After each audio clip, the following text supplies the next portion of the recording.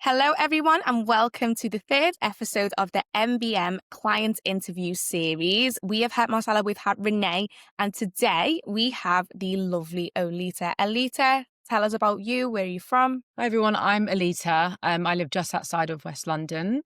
And I've been with mentored by Maya for about 4 years. I started in 2021. So yeah, I definitely had a long but amazing journey being on the team. It's crazy how quick 4 years goes by the way. I literally I remember like the know. first call that we had. It was literally, I think it was around like a Christmas time when we had our first call or something like that. It was close to like the winter.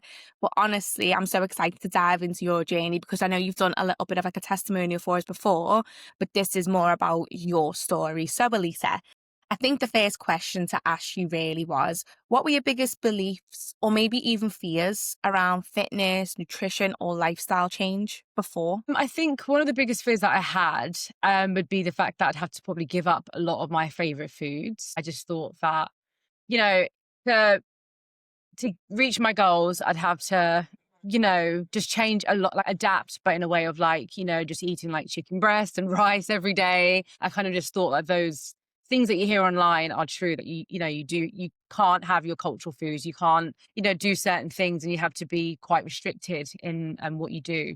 So that was like one of my biggest fears. I also think that I fear that I wouldn't be consistent in my training and my foods. But I feel like if you've got the right tools, the right coach, the right mindset, you're able to kind of overcome that. And that's exactly what I did. So those fears were definitely put to rest once I've got started. Yeah, you're so right as well. I think even if we go like 4 years back, I think that was around like that COVID time anyway. So everyone was pretty much just like absorbing so much online. And it was a lot more like clean eating only. You can only do certain things. You basically have to live like a bodybuilder. But for the truth is to try and keep it so regulated and consistent, it has to be balanced, right? So I love that. So is there anything that maybe made you feel disconnected or overwhelmed by the fitness industry? Because I know if you're anything like me, you'll see things online or you'll maybe have heard stories from other people. Was there anything for you that maybe made you feel that way? I think, like you said, I think that online, especially like TikTok and Instagram and stuff, you see a lot of people making like what I eat in a day videos and stuff like that. And then you just think to yourself, oh my gosh, like I'm not eating that, then you feel like you have to go to the shops and like buy that and cook it. And if you buy and cook and do all these things that all these influencers are doing, then you're going to look just like them. And I think it took me a long time to accept that everyone's got different bodies, macros, and the way they eat, the way they train are going to be different. So I feel like that was something that I had in my mind. And then I also felt as well that it was kind of like that all or nothing kind of perception. For example, you had to put your all in and you can't have down days, because if you do have down days, then you're going to go back to square one. So I just felt, I just had those kind of thoughts in my head, I guess, beforehand. But I think, yeah, just less of the social media in terms of the fact that everyone's got videos and how to do certain movements, and they're going to be always be different. So it's about what works for you. Yeah. And I can definitely relate to that as well, because I think when I first started even in the industry, it was like there's a picture perfect way of doing things. Like people have to lift this way, do certain things. And if you're outside that, it doesn't really make sense. But we have like come really far because I think some people have approached things like food relationship now and knowing, okay, like not everyone eats the same as the influencer who has a Right. full-time job posting food content. Not Yeah. everyone's making avocado and poached egg every morning. Yeah. We've got jobs, Exactly. Yeah. but lovely. Okay, so was there a moment then where you kind of realized, I can't do this alone. I maybe need some support or some education. Did you have a moment like that at all, Lisa? Yes, I did. I feel like, especially when I was living in Spain, I felt like in my head, I thought, I'm having the right foods, but I'm not seeing the results, and my progress just wasn't feeling my best. So, when I came back and, I tried again in the UK and nothing really was working. But I feel like I needed that guidance and accountability in order to reach my goals. So, yeah, I definitely feel like having a coach, and it has really helped me to kind of elevate and put me in the right track in terms of the way I saw food is different to how I see it now. Like 4 years ago when I first started, I don't know, I feel like it strengthened my relationship with food, because I wouldn't say I was abusing food, but I just wasn't eating it. I wasn't eating enough of the right things. And I feel like now I have that understanding of what it takes to reach my goals in terms of depending on what phase I am, like if I'm bulking, if I'm cutting and stuff like that. I feel like now I've got a clear understanding of what, you know, what I need to do to reach those kind of goals. Yeah. I actually remember a time, I remember when we did our check-in at one point, and I was like, "Okay, Alita, we need to increase your foods." And I think we increased them to, like, over 2,000. You were like, uh-huh. That's What? about right. And I was like, well, yeah, like you're training so hard and you're doing amazing things with your steps and your general movement. You actually need this much to grow. And you were like, Yeah. okay. And then we tried it. And I think you kind of realized, hey, like my body needs this nourishment. Like, no wonder, I'm finding it hard maybe to see the muscle growth that I want. And once we started understanding those two phases and how your body transformed and how your food relationship transformed, that was the real door opening, I think, which I love. Yeah, 100%. I think, yeah, during the bulking phase, it's always really scary because, you're thinking, oh my gosh, like you're lifting more at the gym, you're thinking, I used to lift this much and now I'm lifting, do you know what I mean? And it's such an eye opener because all our bodies are amazing and we can do so much with them. It's just about having that guidance and knowing what you can do because you'll surprise yourself each time. Yeah, no, agreed. And I just want to say, like, through the 4 years, we've had some like interval periods where you've obviously managed things on your own and you've come back to lock in and incentivize something. And Alita has achieved so much since starting. Like, I can't even put it into words. Not only have we seen like complete body recomposition, you've also done two amazing shoots in 2025 to really massively increase your confidence. You've tried different training styles, you've picked up different activities that I'm not even part of. That's to you, exploring different things. But did you have any maybe preconceptions on what coaching would be like maybe before starting? Thought maybe one of the main preconceptions I had would be that it would be very strict and Mm. maybe, you're not really allowed to have like down days or slip ups. And yeah, I think those were my main preconceptions, just the fact that it would maybe be like a rigid routine. But it's so nice to know that that's not what it's like. And it is very personable and it's different for coaching looks different for everyone. Everyone's got different goals. Everyone's got, you know, different attitudes and mindsets and stuff like that. So yeah, those preconceptions were like wiped away. And I think for me, I was surprised of how like supportive and educational coaching is and the amount of different resources that will help you to kind of just elevate your training and your mindset. Yeah. You mentioned something there about down days, and I think that's such an important one because it's number one, realistic. Like, not every week is going to be the same, like you highlighted there, and not every day is going to be the same. How do you manage those sort of days or those down days where you feel like things have kind of been hard to stick to, or maybe you feel a bit disconnected from gym, training, foods? How do you manage them now, would you say? Yeah, like I have had down days, especially with my job. Like it involves a lot of traveling and, your routine kind of gets a bit skewed because you can't maybe go to the gym as much and stuff like that. But I think it's just about seeing what you can do and what's in your control. I think one thing that I've had to let go of is the fact that, okay, I can't train. That's something that I can't do at the moment. However, what can I do? I can get my steps in.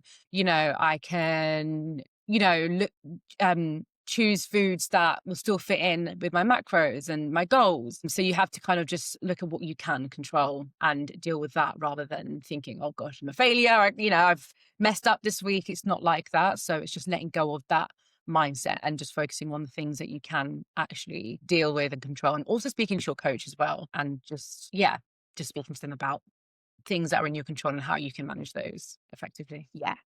It's like imperfect action, right? And I know, like you mentioned, your job requires like a lot of traveling. So when you're back and forth, it's unrealistic to say, okay, well, we need to have these 4 days of training that you always have when you're back home. But like we've seen it, you know how to obviously look at your general movement, still make good food choices when you're eating out. And I think that makes the world difference because it Exactly. takes a lot of pressure away, a lot of pressure Yeah. away. Yeah, So exactly. other than maybe unlearning that like perfectionism that sometimes all of us women have when it comes to obviously seeing a goal or staying on track with a lifestyle focus, what was the hardest maybe belief you had to unlearn about like dieting or how results should look? Was there anything that sort of popped up there? I think two things. I think one thing is that results aren't always scale driven. I think for me, I just thought, the scales would reveal all and then, measurements and stuff like that. But it's not always about the scales and you shouldn't always rely on what is in front of you. It's about how you feel as well. And yeah, just not looking at results as it just being what's in front of you on the scales. And I think as well, I would say probably that eating carbs will ruin progress. There's probably something else as well. I just thought that I was a bit scared of carbs and consuming them, but not all carbs are bad. Like it's okay to actually have carbs as they'll fuel your body. And, don't see it as like the enemy of progress because, it isn't like that. So I feel like those two are the main beliefs that I'd had to let go of. Yeah. We wouldn't have gained 4 to 5 kg of lean muscle without carbs. Yeah. We need them. And I think obviously, like, knowing your heritage as well, carbohydrates are such a big focus within the diet, but it's not that you can't have these things. It's just more your portion controls and where you're timing them and also the lifestyle that you're having because, like we said, you're so active. Like, you've had training plans where you've gone in 5 days a week, 4 days a week, 3 days a week, but week to week, it's always been, I'm resistance training, I'm trying to keep my muscle mass strong. And I know that that is something that I need to like replenish. Yeah, exactly. Like you said, with you come from a cultural background. I feel like carbs, yeah, plays a big part. And you get a family plonking rice and peas and stuff on your plate and telling you it's not enough and plonking more, and you're thinking, oh my gosh. But again, it's all about moderation and knowing that you still can enjoy the foods that you had before, but just in moderation, and you'll be Yeah. absolutely fine. I'll never forget after, so we did a shoot in February, didn't we? And then we Yeah. went to Jake Junction afterwards. And I think I was actually dieting at the time. So I was obviously just slowly working on my deficit. But you just finished, obviously, your diet. And we went to Jake Junction. And obviously, if you've been to Jake Junction, the portions are like fairly big. And you were like, I'm struggling to eat. It was such a struggle. But now I Um, definitely could, yeah, demolish that. yeah. There's the rice and peas like. Yeah. Okay, so I know you obviously mentioned, and we've mentioned here that we've seen some amazing physical changes, but what shifted mentally or maybe like emotionally for you during this journey? Is there anything that you could kind of pinpoint with that? Probably, I think beforehand I'd had an issue with, I think what I did is like tie my worth to how my body looked. So I feel Mm. like, I would look at my body sometimes beforehand and think, okay, this isn't great. Like, and it shouldn't be that way. So that's just something that I've had to shift from mentally, that the two don't marry up together. And I also learned to trust the process. I think that's like a big mental shift, and be patient. Like, don't just think after 2 weeks you're going to see results. You have to be consistent with them in order Mhm. to see results. So I think, yeah, trusting the process is definitely a mental and emotional shift. And then also giving myself more grace. Like I mentioned before, you go through a lot. Your body goes through, I mean, as women, we go through a lot anyway with our bodies, our cycles and stuff like that. So don't be too hard on yourself because, Mhm. yeah, all bodies are different and we all go through different phases. So it's just shifting that mentality. And as long as you're doing the right things, it'll all come together. Yeah, I love that. And it is, it's the not giving yourself grace that can really make people spiral on not being 100. consistent and actually not sticking to it because when you're putting that negative pressure on yourself, nothing ever feels good. It never feels enough. But I think what's been nice is through your journey, Alita, like you've had periods of time to just maintain for a little bit to then reestablish if you want to look at different goals because it's not just constant cut bulk, cut bulk. I remember there's times where I've been like, let's just maintain for a little bit. Let's just enjoy all of the results that you've just got and have something a bit more balanced. And we don't need to tie guilt and shame to those moments. They're completely normal. Completely normal. Okay. So I know obviously we're stepping into 2026. What is the next focus for you, would you say? Is there anything that you feel like is the next goal for you? Like you said before, I've done the bulk, I've cut, I've maintained, so I've gone through quite a lot of phases. I think at the moment, I do want to focus on building muscle. That's like probably my main goal for 2026 is building muscle. I might do like a mini cut at some point near the summer, but just enjoying, eating healthily, eating the right foods, training, and yeah, just focusing on building muscle. I think that's my main goal for next year for sure. And just being consistent with nutrition. Um, Mhm. yeah. Those are my main goals. Love that. Okay. Well, since you've worn the stripes, you've worn the t-shirts, right? And you know how these processes look. So if a woman was maybe listening to your story, Alita, and maybe feeling scared, overwhelmed, or maybe even feels like she's failed too many times and she Mm. can't achieve what she wants to achieve, what would you maybe say to her as a piece of advice? I would say, like, to keep in mind that progress doesn't equal perfection, and trust the process. Don't take that plunge. Like, if you do want to make changes, have your goals outlined, just know what way you want to go, in terms of what phase that you want to follow through with, and just take your time with it and enjoy it. Mhm. And like I said before, give yourself grace at every stage of the process, because it is fun, it is challenging. You do go through different types of emotions, but just making sure that you're just enjoying yourself along the way. And speak to your coach, speak to family. If you're feeling stressed, just make sure that you don't keep it into yourself, just so that you can always stay on the right track throughout the Yeah. process. Yeah, those are the main bits of advice I'd give. I love that. It's like almost having like a second set of eyes as well. Like Right. so many people like they start these journeys and they are like self-focused, but I think it is community and having someone who understands what you want in a healthy manner that really makes the biggest difference, because I know obviously your family's into fitness in certain areas as well. So you had that positive sort of influence around you. And Yeah. even just knowing that you can step into any gym and feel quite comfortable now as well, that's exactly what makes the biggest difference to enjoying the journey and not, who is obviously there cheering you on. And I will say, Alita, you shoot pictures, we're waiting for them, they're coming. The Pending, second thank round of them, wait. Guys, wait until you see these. The insanity. He's worked thank so you. hard. And honestly, Alita, I am so, so proud from everything that you've done over these past 4 years because you have completely transformed. Thank you so much, honestly. And I wouldn't have been able to do it as well without the by Mayor community. I think that, there's a lot of, as a community, we all uplift each other.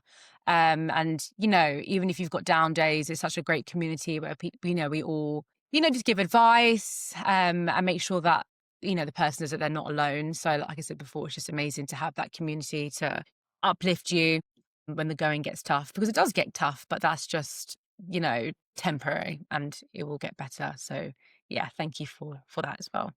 Lovely. Well, thank you so, so much, Alita, for everything that you've shared. As I said, we are going to be posting. You've probably seen Alita's transformation and everything that she's achieved. But honestly, hearing her journey and what people think is long term, we know Alita wants to focus on this as a lifestyle for the rest of her life.